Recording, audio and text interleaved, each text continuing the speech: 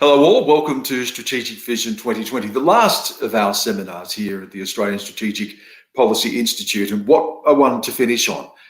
Potentially right now, the great fault line of the world, Southeast Asia. It's widely assumed that if a broader conflict was to start in the world today, it may very well be triggered in the South China Sea, those contested islands which have brought together China and the United States, as well as the United States continues to stress the freedom of navigation operations. China pushes back against that. It is one of the fault lines of the world right now, and of course a critical trade route as well.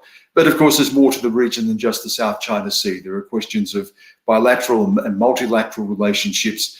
ASEAN, Southeast Asia is an engine of economic growth throughout the world, emerging democracies.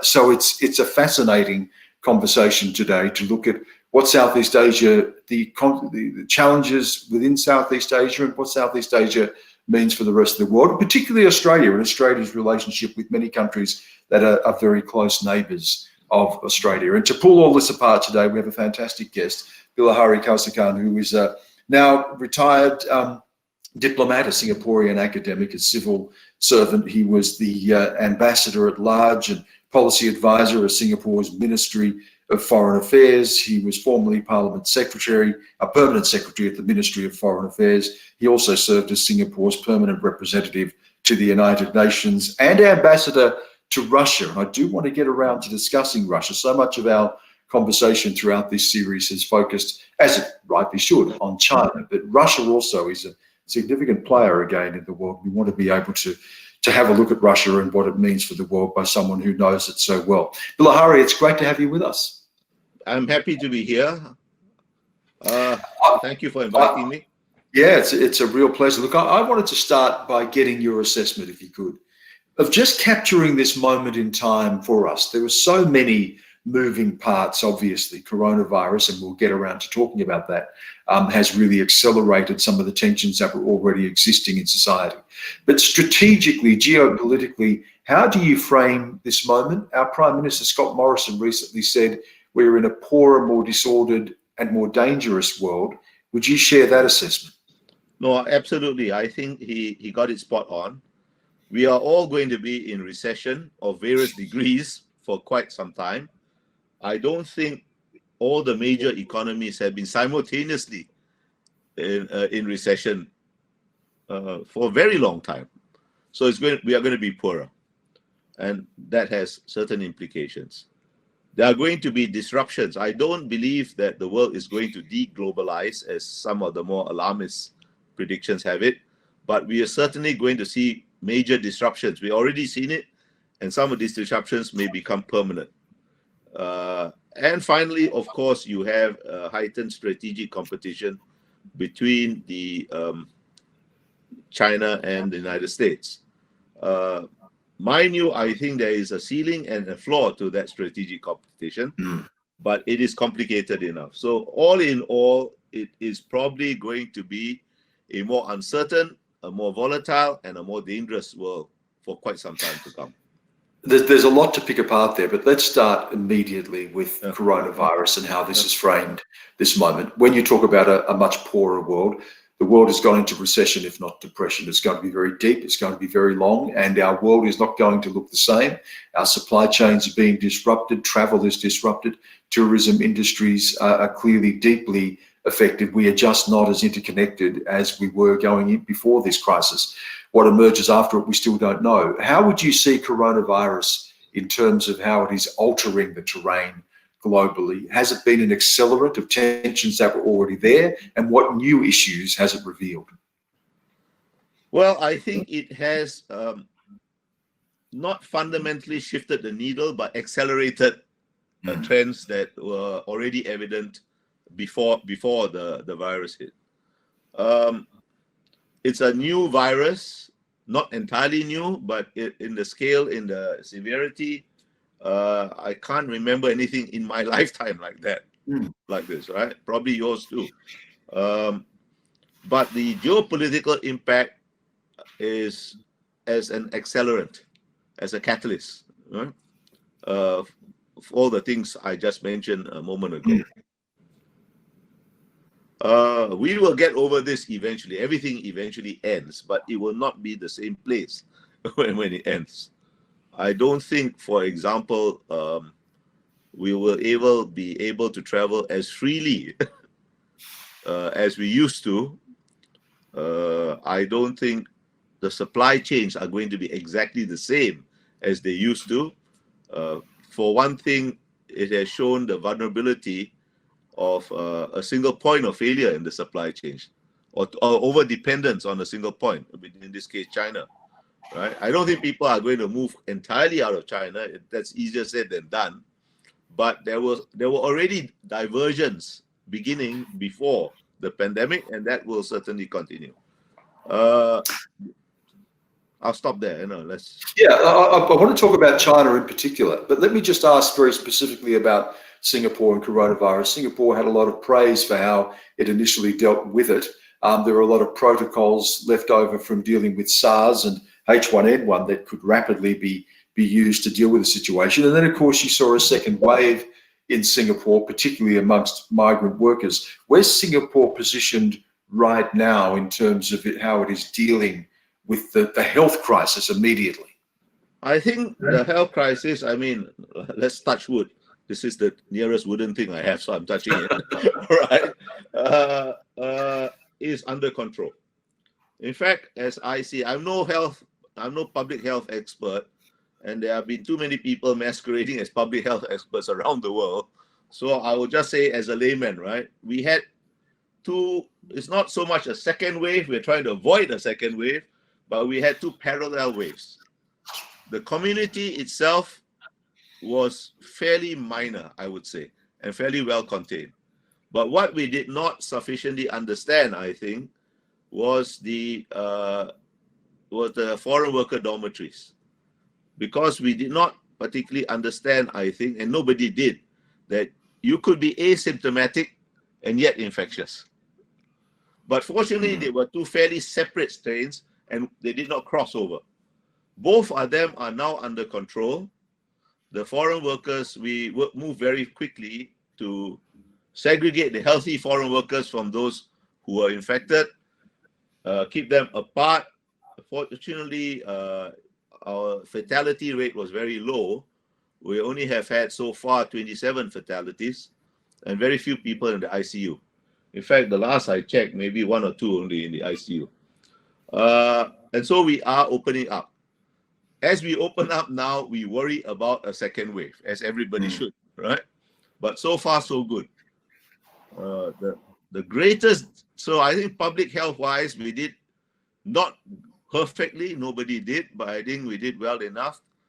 In part thanks to the experience, the very bitter experience we went through 17 years ago with SARS. So there were protocols in place, but there were things that were unexpected. The asymptomatic transmission in dormitories where people live communally was unexpected, but we got a grip of it with some difficulty, and I think so far so good. Let me talk about the great power rivalry that is occupying so much of our minds right now, and coronavirus has certainly played into, and that is obviously between the United States and China. You had some interesting things to say about China and how it's dealing with coronavirus and what the impact of it may be, and you got criticised, as indeed predictably I suppose you would have, by the Chinese embassy in Singapore, because you suggested that the coronavirus epidemic will impact on the Chinese Communist Party's credibility with its citizens, that it is going to expose some of the tensions that are already there, and how you strike a balance between political control and economic efficiency is really going to emerge as an issue for the party. Do you still stand by that assessment? What is your broad view on how China has handled this moment and its impact for the CCP? Okay, I think there are two issues here. Let me separate them. First of all, the handling of the coronavirus. Right? I think there's no doubt, and it's not just my opinion, but the opinion of quite a number of people in China too, before, of course, they got shut down, right? That China underplayed the seriousness of this for a very crucial 4 or 5 or 6 days in January. it was very unfortunate that those 5 or 6 days coincided with the Chinese New Year, the Lunar New Year. Otherwise, maybe the impact wouldn't be so severe because lots of people travel, both within China and out of China during that time. So they did fumble the ball initially. But having done that, they acted ruthlessly to try and contain it and succeeded in a relatively short time. So I think there was some dent to the Chinese Communist Party's reputation, but they did recover it because of the ability to contain the virus within a relatively short time. Now they face a new challenge. Much more than any other country in this part of the world, the legitimacy of the Chinese Communist Party depends on economic performance. Right? I mean, we all our governments depend on economic performance, but they much more, right? Because I don't know anybody who believes in communist ideology, class struggle, and that sort of thing anymore. Maybe there are a few in Australia. If they can make people rich, yeah. Okay. If they can make people rich, then people will live with the political system. They are going to face a period of slow growth. They have put into place all kinds of stimulus measures, trying to be targeted, and we don't have good statistics for the obvious reasons. But anecdotally, it seems that unemployment is still a concern, that the small and medium-sized industries, which are, the largest part of the GDP, are not doing well. And of course, you have all the complications of the trade war with the US. And since Xi Jinping has been stressing the need to rely much more on the domestic economy rather than the export economy. But that has been the case for quite some years, to try to stimulate domestic consumption. And it seems, for a variety of reasons, to kind of have stalled out around 40% of GDP, which is somewhat below most major economies, which is around between 50 to 60%. And there are quite a lot of reasons for why it's kind of plateaued at that level, but we need not go into them. The more fundamental issue is that the Chinese Communist Party, which it has acknowledged this itself, by the way, as long ago as 2012 during its 18th Party Congress, it needs a new model which places more emphasis on economic efficiency, market efficiency. But that implies a diminution of control. And that's not Xi Jinping's model. Xi Jinping is about centering the Communist Party. It's gone the other way. No, it's a real dilemma. I'm not making light of it. It's a Leninist state. Leninist state means the party claims absolute control over everything. On the other hand, the economic imperatives move in the other direction. And so far, Mr. Xi has opted for more control, party control. Now, that's not an entirely irrational decision, because when you have a huge country like China that has undergone as quick a transformation as it has, things are naturally internally roiled and they could get out of control. That's the constant worry. But it does create a dilemma between the political logic and the economic logic, which they have not resolved yet. And so of course, the pandemic enhances it. Yeah. So that's China and the challenges that China faces. Let's look at the United States, which has been devastated by coronavirus, the highest impact of any country in the world. And I think that has surprised a lot of people that America was revealed to be so vulnerable. But it also plays into what are deep political divisions and a crisis of democracy inside the country. The Trump years, there are so many factors now at play, so many moving parts within the United States. What's your assessment at this particular moment of the health and strength of the United States and its continued role as a result of that in global leadership? Okay. It is a fact that democracies always react slower to crisis.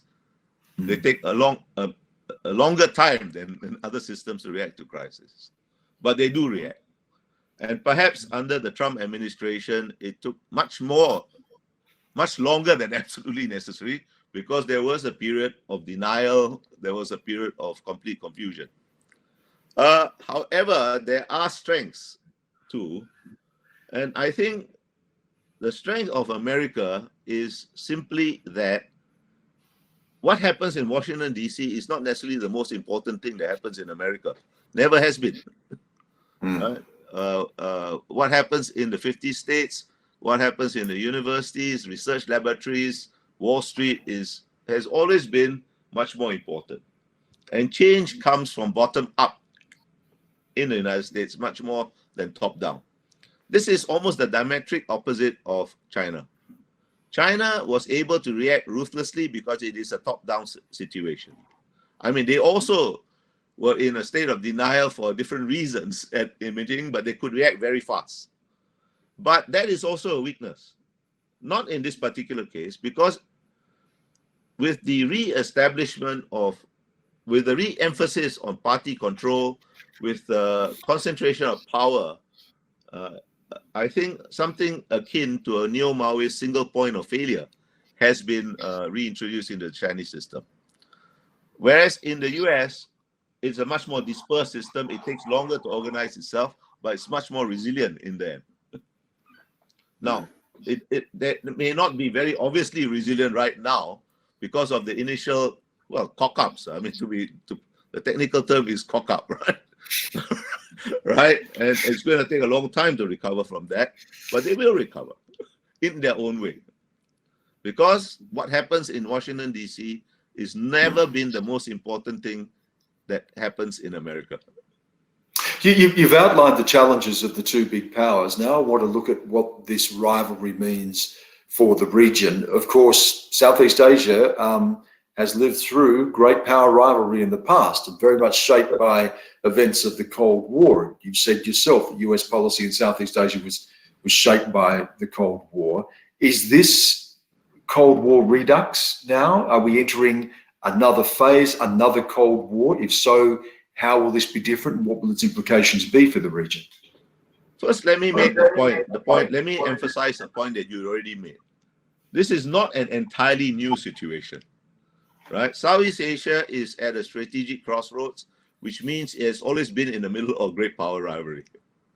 Right? So, and we have survived this in the past, we can survive this too, provided we keep our heads and keep calm. However, I don't like the term new Cold War because I think it's a misleading metaphor. This is much more complicated than, shall we say, the old Cold War. Look, the Soviet Union and the United States, or the Soviet Union's sphere and the Western sphere, were only connected tangentially. The Soviet Union was never a major global economic player, except in its own sphere, in East Europe and a few other countries. Now, China and the United States are both vital parts of the global economy, right? They are interdependent in ways that are unprecedented between great powers. They are connected by very intricate chains, as we are now discovering, because they have been disrupted, of very intricate supply chains, very widely distributed intricate supply chains. And I don't think, although some in the Trump administration might want to decouple from China, and some in China want to create an alternative system, either in furtherance of their own ambitions or as a response to the Trump administration's actions, I don't think either will succeed in entirety. I don't think decoupling across the board is possible.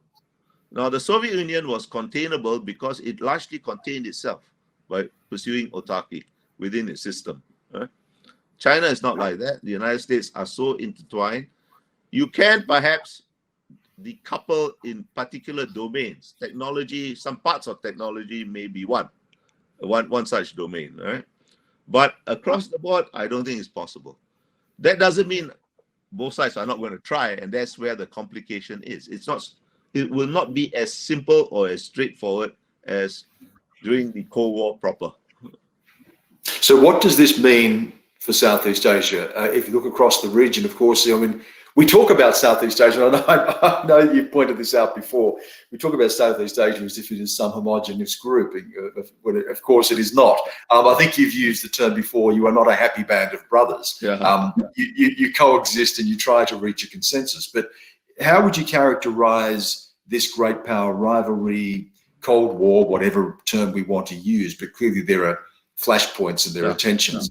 How do you characterize that in terms of the response of Southeast Asian nations, ASEAN as a grouping, but also individual countries? Some countries are taking a wait-and-see approach, a more neutral approach. Others obviously more concerned, and some are trying to realign and strengthen the relationship with the United States. How do you characterize this at the moment? Well, I will put it this way, all right? The natural instinct of Southeast Asia, having lived for centuries in the midst of great power conflict, is to hedge and balance simultaneously. In Western political science theory, you either balance, or you bandwagon, or you hedge. These are alternatives. In Southeast Asia, we do all quite simultaneously and quite happy about it. Not always very well, it must be said, but this is in principle how most countries deal with it. And it is much the case now. I would think that you have to look at this issue by issue, because the response will not be exactly the same in each issue.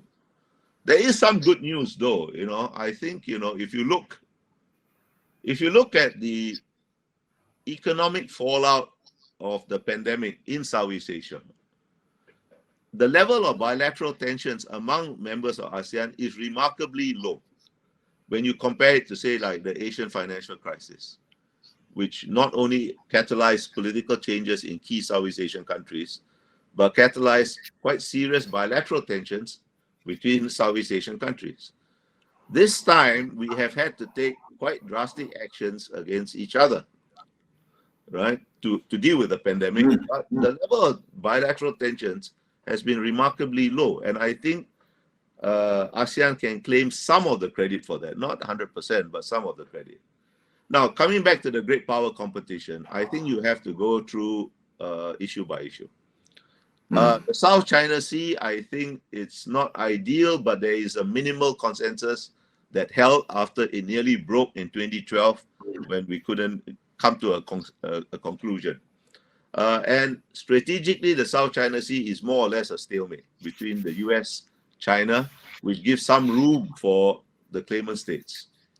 What is much more concerning to me now, which we are only beginning to deal with, although I've been nagging people about it for some time, is not the sea so much as the land. The Mekong runs through half of ASEAN.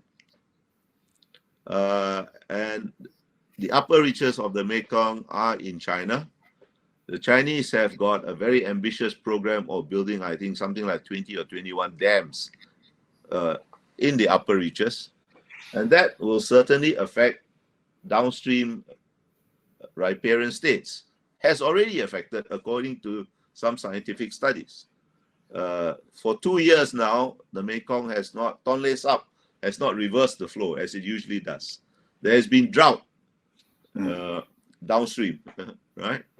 Now, this needs to be dealt with, and we are not dealing with it. We have not even talked about it in ASEAN circles, except in a very tangential and sporadic way.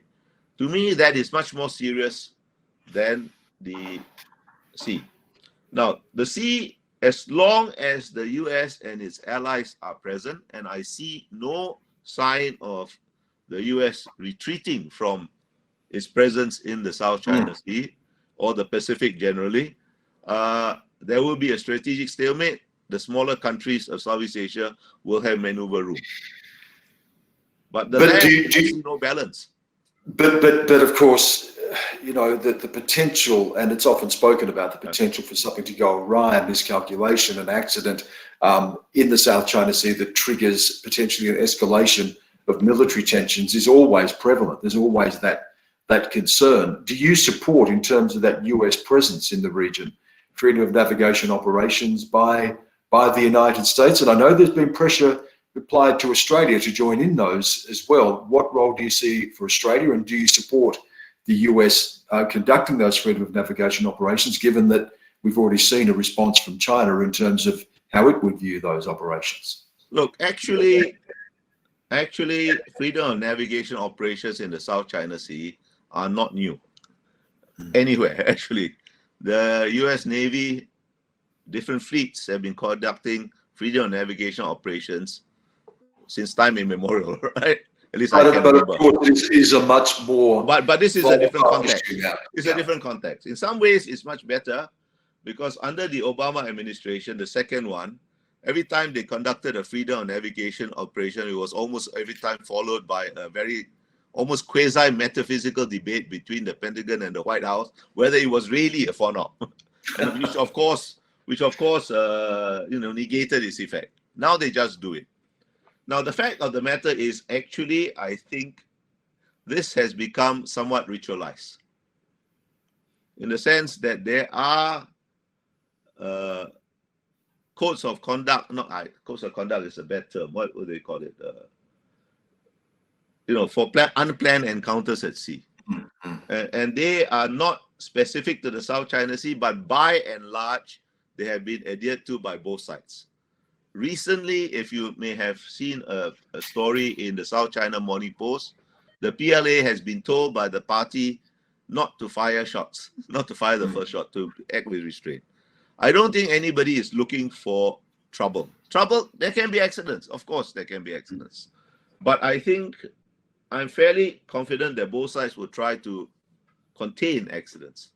I am not a great fan of theories like the Thucydides trap. I think it's a rather stupid theory by a normally quite intelligent fellow, right? It's stupid because it's too mechanical, right? And there is a factor that we don't often talk about in our part of the world, the Indo-Pacific, but has been the most important background factor shaping international relations since 1945, and that's nuclear deterrence.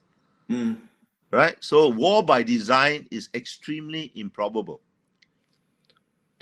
Conflict by accident is of course always possible, but I think because there's the nuclear background factor, people will try to contain it. Now, there are two exceptions to this. One is both the US and China are in nationalist moods. China has increasingly relied on nationalism as a legitimating ideology. And as we talked about a while ago, as the economic situation is going to remain soft for quite some time, they'll probably have to rely more on nationalism. Now, so the question arises, can they control their own public opinion? And their public opinion counts for something in China. It's rather xenophobic, ultra-nationalist public opinion. Can they or can they not? I think they can, with one possible exception. If something goes really wrong in the Taiwan Straits, it'll be much more difficult. Because that's a neuralgic issue to Chinese. Yeah. And as you pointed out with the, Destined for War, Graham Allison's book about Thucydides trap, it was more of an overview about what history may teach us. And certainly there are tensions between rising powers and waning powers that create new fault lines. But in terms of navigating that throughout the region as well, is the complexity of ASEAN a virtue here, or is that consensus model trying to wield together a consensus amid so much complexity a hindrance to trying to be able to navigate these tensions? Actually, it's I have written somewhere, you may have read it, it is utterly pointless to criticize a cow for being an imperfect horse. Right? Criticizing ASEAN for what it's not, Yeah. Because look, the only way ASEAN can operate is by consensus. Consensus reassures the smaller members of ASEAN that the big member of ASEAN, Indonesia, don't forget its origins is in confrontasi back in the 60s. It reassures the small members that the big member of ASEAN is not going to impose its will on the rest of us. And it reassures the big member that the rest of us are not going to gang up against it. So there is no other way for ASEAN to operate except by consensus. It is not a perfect mode of decision making, but it's the only possible one. So it's pointless to try to say whether it does make things difficult sometimes because people have different strategic outlooks. But you know, when during the Cold War, let's say during the Vietnamese invasion of Cambodia, the difference of strategic outlook were no less stark then, and we managed. Now, it's of course much more difficult to get consensus among 10 people, 10 governments than 5 governments, but there is no alternative. And, you know, so far so good. What does it mean for countries like Australia? Of course, you know, it's long been debated here that Australia doesn't have to choose between a strategic relationship with the US and a deep trade relationship, economic relationship with China. And of course, you know, we have partnership with ASEAN. But how do you see Australia's role as a middle power in this region? And what about the argument, and it's been put before, that Australia should join ASEAN? It would mean, obviously, fundamental change to the nature of ASEAN and what it was originally formed for. But what do you think of that argument? Now, look, let me you raised several important issues here, right? First of all, this idea that there is a zero-sum choice to be made between your economic interests and your security interests, and you're not unique in that respect, you know, because I think there are many countries, including my own, who see their security more or less in the American direction, whereas their economics are more or less in the Chinese direction. They are not mutually exclusive. But I have been telling Australian friends for quite a number of years that, look, you know, you don't have to wring your hands in despair. Chinese are not buying your stuff as a favor to you. They are buying your stuff because they need your stuff, and your price is right, your quality is right. As long as you keep that in mind, I think you can afford to disregard quite a lot of the bluster.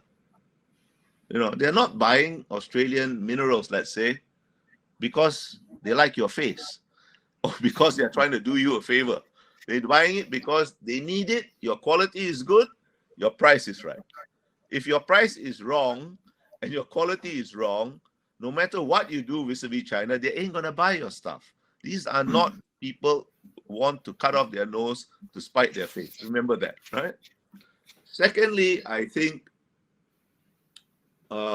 whether you want to participate in maintaining a rules-based order in the South China Sea, that's a decision that you have to take for yourself. I see an emerging consensus within Australia. I may be wrong, but I think there is an emerging consensus that you ought to. To me, and I'll speak frankly, since you're an Australian audience, I don't think you mind people speaking frankly to you. You went from a position of extreme complacency about China to one where almost anything Chinese is suspect. Everybody is Fu Manchu, right? You will eventually come to an equilibrium, but you went from one extreme to another. Now you are looking for a new equilibrium, and I think that new equilibrium can and should encompass a more active role for Australia in Southeast Asia. You have always played a role. Now, Australia, and I've written this, the two most important dialogue partners of ASEAN after US and China, which are in a league of their own, are Australia and Japan. I think the strategic outlook, and certainly for Singapore, the way we look at the world is closest to Australia and Japan. Australia more than Japan, actually, right? Now, whether or not that will lead to membership of ASEAN, I think is again one of those questions that is good to discuss, but it was never going to happen because it's never going to have a consensus on this. But certainly we can look, and we are looking for ways to enhance the dialogue relationship in substance. And we are doing it. You can also enhance particular bilateral relationships, as we have been doing with Singapore and Australia and some other countries in Australia. And these things are not mutually exclusive. We can look for things to do between ASEAN as a whole and Australia within the dialogue partnership, which is an old one. We can look at different bilateral relationships and see how you can enhance them. And let me come back to a point I made earlier, that the land is as important as the sea.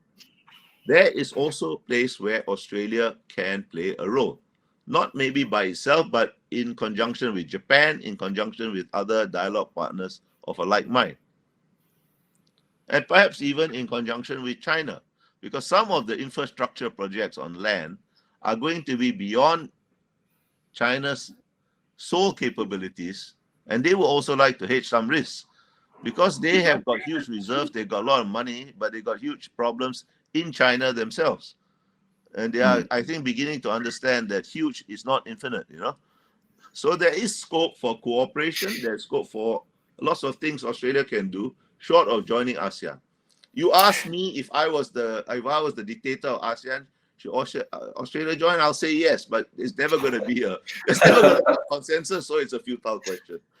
There was a very good question that came in from one of the viewers here before. In terms of choice, and in terms of the choices that Southeast Asian nations make, ASEAN makes, as you've said, we're going to be much poorer after this coronavirus experience. And as we look for growth after the pandemic, do countries there make their choices in terms of living with all the challenges or threats or impositions of China, but live with that reality in return for an economic payoff, that you align yourself even more economically with China and live with whatever the consequences of that may be? Okay, let me say something about choice. Right? We always, all of us, I mean Australia, ASEAN, every country, keeps saying in different ways we do not wish to have to choose. That reminds me a lot of the debates about neutrality and neutralism during the 1950s, 1960s. And it reminds me of something that our first foreign minister, Mr. Rajaratnam, once wrote or spoke about. He said, being neutral or being non-aligned does not mean you should be non-aligned with regard to your own interests. Right? It does not mean laying low and hoping nobody notices you, because that way is disaster. Now, I think all the Southeast Asian countries in different degrees and in different ways will acknowledge that China will always have significant influence in Southeast Asia because it is contiguous to Southeast Asia. Right? And that's a fact of life. However, precisely because it's going to have significant relations, no country is ever going to accept an exclusive relationship with China. It's not as if the United States will disappear. There is a trope that America is in retreat. I don't see America being in retreat. How can America be in retreat when it has pledged to compete robustly with China? All right, you may have your own views about that policy, but you can't describe it as retreat. Japan is not going to disappear. Australia is not going to disappear. South Korea is not going to disappear. India is not going to disappear. Certain European countries do have interest in this part of the world. So the choices are not going to be binary.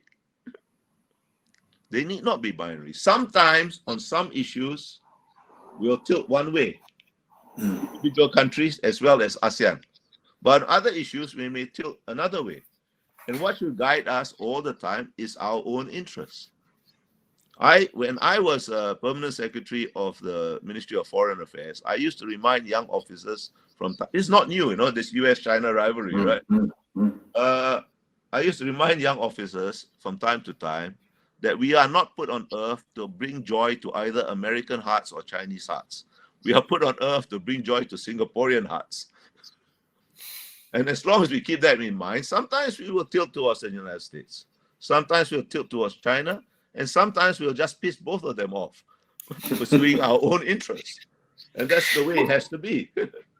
But how do you view the new assertiveness, if you like, and the greater turn towards authoritarianism of Xi Jinping, particularly in places like Hong Kong, and security law that can apply to Chinese nationals outside of Hong Kong as well. And we'll get from there after that to the question of Chinese interference. But how do you view this moment? Okay, there are two issues. There are two issues that arise from this, right? One is, first of all, Hong Kong. Hong Kong is a done deal. It was a done deal since 1997 or maybe 1984 when the British first started talking to it, right? One country, two systems. The Hong Kong people may have placed their emphasis and everybody else on two systems. Beijing's emphasis was always on one country. And I actually have been surprised at Beijing's moderation since 2014 when the protests first broke out, right? I am not at all surprised that they have decided to apply the security law there. There is no government in Beijing, certainly not Xi Jinping's government, that can afford to have a part of China, and don't forget, Hong Kong is part of China, defy it indefinitely. Right? So that is one issue. The other issue is a much more profound one, which does affect not only Hong Kong, but Taiwan, and to some degree Singapore and Australia, insofar as you have Chinese communities in Australia, and you have quite a big one, right? Now, it is a question of identity. You ask anybody, you ask the man in the street in Hong Kong or Taiwan, are you Chinese? The guy will think you're mad, you know? Of course, he's ethnically Chinese. But what does that mean? What is the definition of Chinese? Since the end of the Qing dynasty, who is Chinese and what is China have been profound questions with no clear answers, you know? Now, the average person in Hong Kong, you ask him, is he Chinese? He says, sure, I am. What do you think I am, Martian? Right? But do you accept Xi Jinping's definition or the communist of being Chinese? He'll say, definitely not. And now Xi Jinping, you ask a Singaporean too. And now Xi Jinping believes that he can apply a law to those he defines as Chinese outside of Chinese territory. Well, if they are PRC citizens, I think he can, or he can at least try. But, you know, if he thinks that every Chinese community outside China is going to accept his definition of being Chinese, I think he's in for a rude surprise. And he has had, you know, one of the things they miscalculated is Hong Kong, right? They didn't really understand Hong Kong very much, I think. Now look at it this way. Xi Jinping, in his speeches, at least in his first volume of thing, claims the support of all Chinese, not just PRC citizens, you know, Huaren, all ethnic Chinese, for his version of the China dream. And more recently, and this segues into the question of influence, right? 2018, they did some administrative reorganization, and they placed the Overseas Chinese Affairs Department under the direct control of the United Front Work Department. Yeah. And I've asked Chinese friends, why do you do something so utterly stupid? You know, we always know that you have been trying to use the overseas Chinese communities. It's not new, since there was a PRC for United Front Work, you know. But why do you have to make it so obvious? What advantage do you find in doing that? You know, you just raise everybody's back. They have no answer except, you know, to sort of gesture upwards, and you know what they mean. But now there is the question, though, of a much more overt, not just influence, but interference and espionage. Yeah. Australia, of course, has had to impose its own foreign interference laws, and you've had the recent use of a Singaporean national who's pleaded guilty to spying for Chinese and within Singapore. So how is this, when you talk about United Front Work Department, clearly this is going beyond just influence, isn't it? Well, it's a form of influence peculiar to the Leninist state. Because don't forget, the United Front is a party organization, right? Its main work is actually domestic, to create united fronts, all right? But it does blur the distinction between international interests and domestic interests. Deliberately, it's always been so. right? And China has many identities. China is a state like any other state, and as a state like any other state, it is second to none in sort of championing the principle of non-interference, right? Much more than most other states, actually. But China is also a Leninist state. And in a Leninist state, the distinction between the party's interests and national interests, domestic interests and foreign interests is blurred. And China is also a civilizational state. And that's where everything merges. And that's where that is a strength, that's also a vulnerability. It's also something very difficult for the West to deal with when the West is built around the idea of nation states, and you're talking about a civilizational state. That will also open up our discussion about Russia a bit later. That's but that's right. very different, isn't it? It's different, but it's not as if it's rocket science, you know. As long as you remember that there is 3 identities to the Chinese state, right? People forget, you know.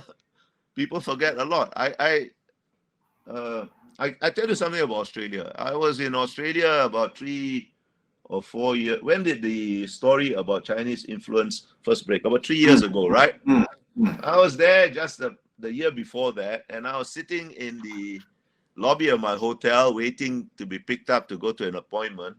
And I picked up this newspaper and I looked at it, and there was this nice glossy supplement in it, right? All the bylines were Western names. And I was reading it, and I said, "My God, this is Chinese. This is the Chinese line, you know." And I started looking carefully, and I realized this is not the newspaper per se, but some insert, right? And I went to see some people in your government, and I brandishing this thing. I said, "How the hell can you allow this?" And then I got the usual thing, we are a free society, you know, and so on. I said, yeah, free society is good, you know, but it doesn't mean that you should allow other people, you know, to take advantage of your freedom, right? Then you went from that extreme to another extreme, okay? So you have to find some balance. It's not easy. It's not easy, but I would bet you ask most Australians of Chinese ethnicity, do they accept Xi Jinping's definition? They will say no. So this is also a vulnerability for China, you know, because they seem to assume, yes. And yeah, you can organize students to do some demonstrations and something, and some of your universities' managements have been weak, taking the part of people who complain, these Chinese students who complain against, you know, their own academics and so on. And that's because they are probably too dependent on Chinese money for, you know, fees and so on, right? But that can be managed. These are not things that are unmanageable.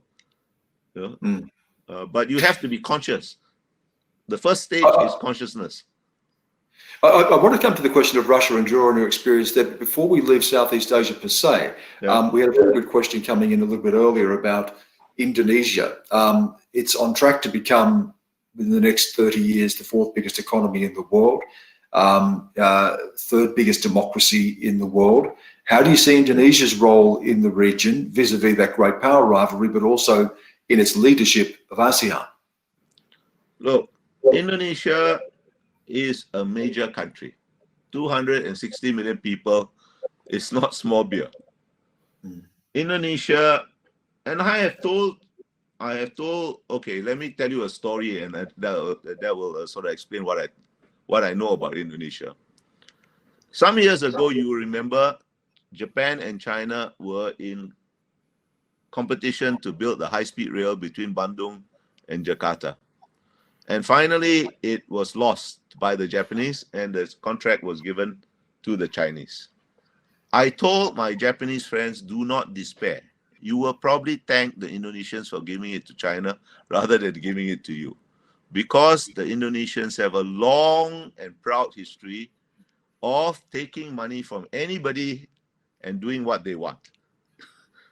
It's a big country. And that is what happened to that Bandung to Jakarta high-speed rail. What's happened to it? Nothing has happened to it. Right? Indonesia is a big country. It will pursue its own interests. And much more than, you know, if I said to you, sometimes Singapore will tilt this way, sometimes it will tilt that way. But whatever we do, we follow our own interests. That is much more so of Indonesia. Now, Indonesia Nothing can be done in ASEAN against the will of Indonesia. That is a fact of life. And ASEAN was formed after the confrontasi of the early 60s as a means of integrating Indonesia, or giving it a role that does not, that did not entail placing bombs and so on. 40 bombs went off in Singapore and killing people, right? And by and large, it has worked quite well. Now, there are some Indonesians who, you know this, who have started a debate, really much largely an academic debate, about whether Indonesia has outgrown ASEAN, right? For the reasons you mentioned, it's a big economy and so on. But I think that's not the mainstream view. And if it's going to play a global role, it has to play this regional role within the regional framework. And as long as that is understood in Indonesia, and I think that is still the mainstream view, it'll be fine. In fact, it is a strength to have a big country like Indonesia. Vietnam is another quite big country, because it enhances the natural multipolarity of Southeast Asia. And multipolarity, in fact, of the Indo-Pacific in general. And multipolarity creates maneuver space for everybody. Can I turn your attention to Russia? A lot of focus, obviously, in our part of the world is on China, but our European guests throughout this series have reminded us that for them, Russia is omnipresent. You know, that is a very, very big and looming concern. We've seen in recent years, Russia redraw the map of Europe with its reclaiming of Crimea, the tensions in Ukraine.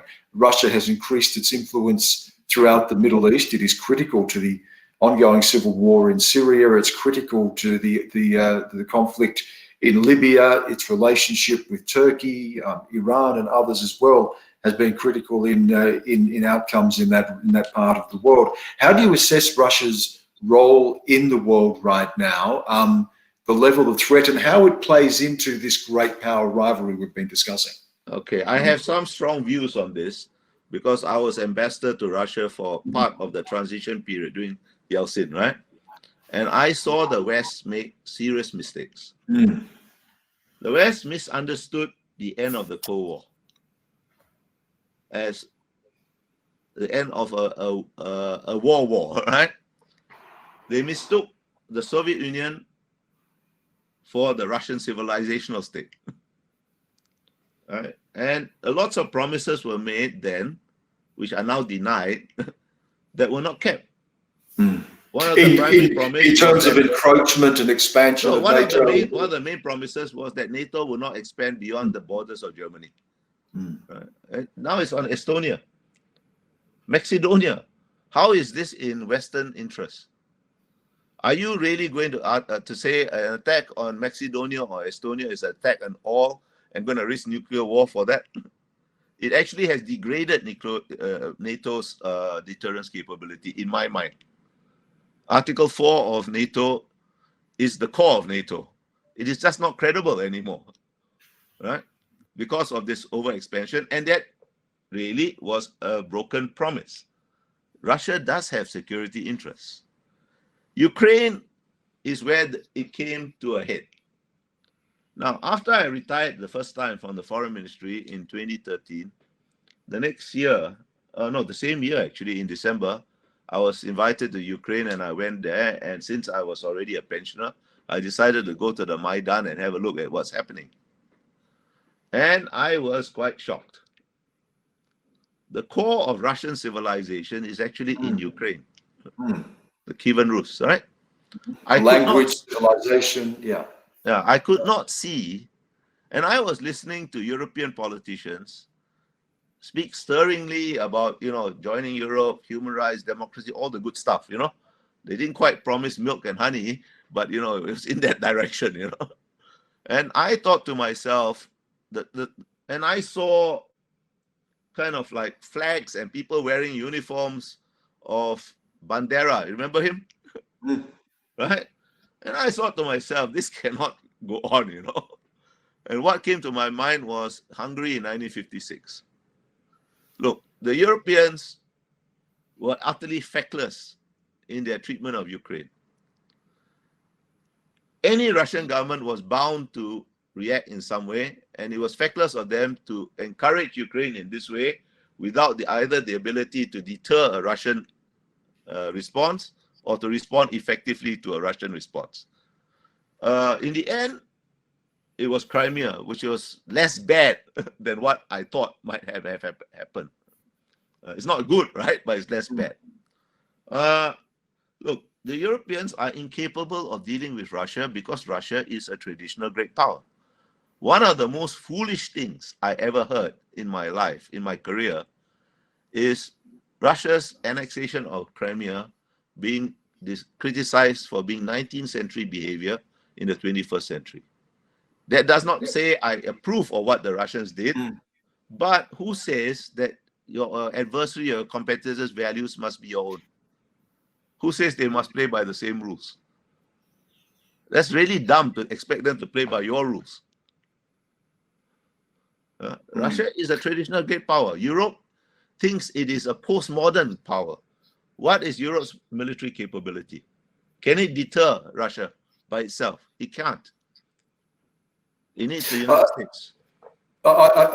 We had a great question coming in here before we wrap up, and there are a couple of things I just want to touch on with you in the last 5 minutes that we have. But someone has also asked about India, and we often overlook India in these big discussions, but you have a country that's on track to overtake China as the most populous country. We've already seen tensions spilling over on the India-China border. India is a democracy. It's also going through its own issues with Modi at the moment and Hindu nationalism. But how do you see the role of India playing into this realignment of powers that we're seeing in this shifting world? Okay, India is going to move at its own pace. It is not a pace that sometimes satisfies us, but it's a huge country. It is a complicated country.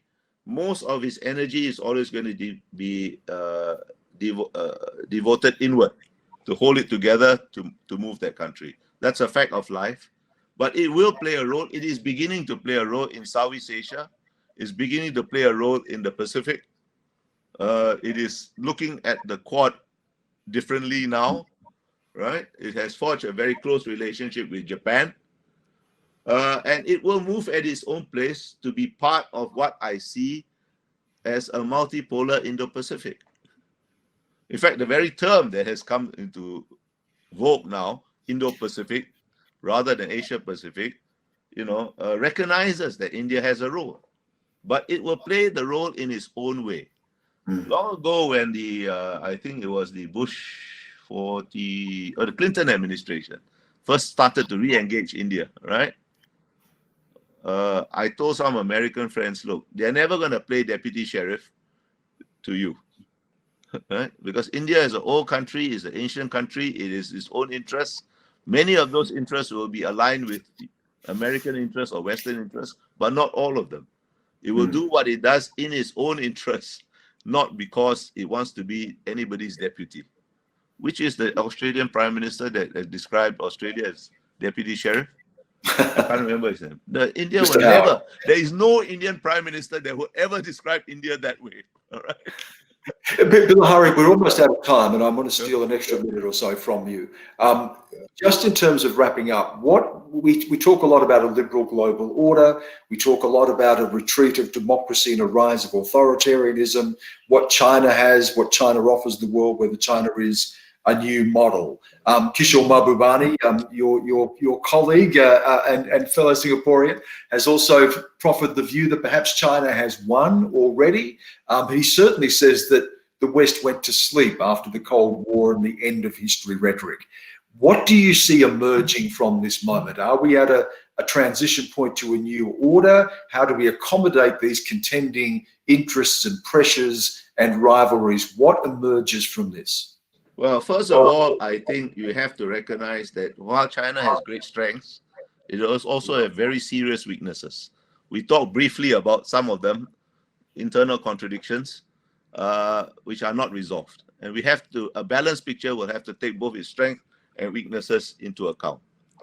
Second, and also that the West has serious weaknesses, but it has also great strengths, the West is going through a moment of angst and self-reflection. Not the first time. Those of us who are old enough to remember the 70s know that the West went through that then, right? Okay, and this is part of the characteristic of the Western mindset or the Western ethos. Now and then you become extremely self-critical, which is a strength in a way, right? It is a fact that for the first time you have a non-Western great power playing a major role. But don't forget, why has China been able to be so successful? China has been so successful because it is among the handful of countries that have successfully modernized, in other words, westernized. The fundamental issue confronting the non-Western world since, I guess, the 18th or 19th century was how to adapt to a Western definition of modernity. Japan was the first, followed by the four tigers, including four dragons or what, my country, and China is the most important country. There's nothing. China is the most successful. The Chinese Communist Party, communism is a Western ideology, which was adopted in order to seek wealth and power to adapt to a Western definition of modernity. Socialism with Chinese characteristics is a Western ideology with Chinese characteristics.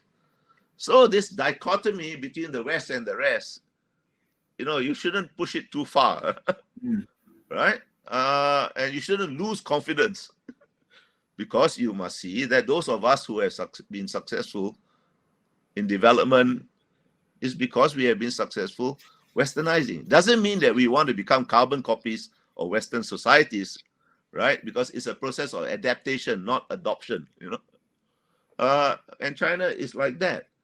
At the same time, I think you have to understand that the Chinese model is not a particularly attractive one outside China. It's a very Chinese model.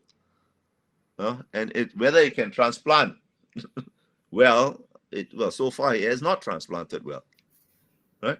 It's even rejected, as we were talking a moment ago, by Chinese communities in Taiwan, in Hong Kong, in Singapore, in Australia. It's going to be a more complicated world. You will have to accommodate some of Chinese aspirations when they are legitimate, and they have legitimate aspirations. You will have to modify some of the rules because the rules were not made by China. But it's not a stark dichotomy again between the West and the rest. It is not that China is winning, the West is losing. Right? The choices are never binary, and we shouldn't make them binary. That's a wonderful note to finish on, Bilahari. You've been fantastic company for the past hour. Such a free-ranging conversation covering so many topics, and wonderful experience and knowledge and expertise to draw on. I thank you so much. I thank you to everybody who joined in the conversation today, sending your questions through and your comments through, and I've tried to reflect those throughout this conversation. This is the final of our conversations in this Strategic Visions 2020 series. I want to thank everybody who has participated. Wonderful guests that we've been able to bring from around the world, some fantastic thinkers and some really challenging and fascinating conversations. Thank you to everyone at ASPI, including Peter Jennings, the head of ASPI, for making this possible. It's been a pleasure for me to have been involved in it. Thank you to everyone who has made this happen. Want to pay respects as well to the Ngunnawal and Ngambri peoples of the Canberra region, where ASPI, of course, is based, and the thousands of years of knowledge and discussion of those cultures that we've been able to enter into as part of this conversation. Hopefully we'll get to do this again. It's been a wonderful experience. I hope you've got a lot out of it, and thank you to everyone who participated. Bilahari, again, thank you so much for your participation. Thank you for inviting me. And hi, Peter. Hope to see you in person one day again before too long. Thank you, everyone. Goodbye. Bye-bye.